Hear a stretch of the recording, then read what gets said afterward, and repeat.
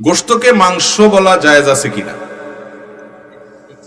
গোশতকে মাংস বলা যাবে কিনা?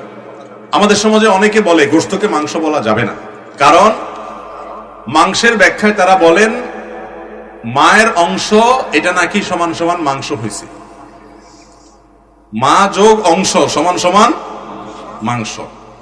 তো এটি অত্যন্ত হাস্যকর এবং ভিত্তিহীন কথা, এর কোনো গ্রহণযোগ্য ভিত্তি নাই। বরং এটি সংস্কৃত শব্দ যথাসম্ভব, আমি যদি ভুল না বলে থাকি। এবং মাংস যেটা, এটা লিখতে ময়াকার, অনুস্বকার আর শেষে তালিব বেশনা দন্তস, আর অংশ লিখতে তালিব বেশনা দন্তস হয়, অংশতে তালিব বস হয় আর মাংসতে দন্তস হয়। যদি মা যোগ অংশ সমান সমান মাংস হতো, তাহলে তো এই মাংয়ের পরে কি থাকতো? তালিব বস থাকতো, অথচ মাংসতে কি আসে না? তালিব বস। তাহলে বোঝা গেল এটা আসলে মায়ের অংশ থেকে মাংস হয় নাই।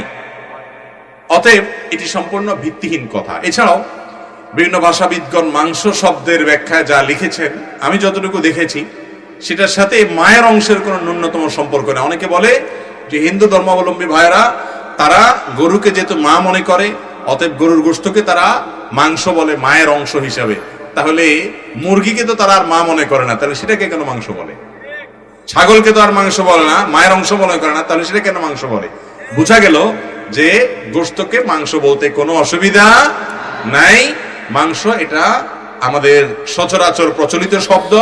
মাংস বললে কোনো ঈমান নষ্ট হবে অথবা গুনাহ হবে অথবা হিন্দুদের কোনো ধারণা গ্রহণ করা হবে, ব্যাপারটি এরকম না। এটা নিছকই মুখরোচক এবং ভিত্তিহীন কথা।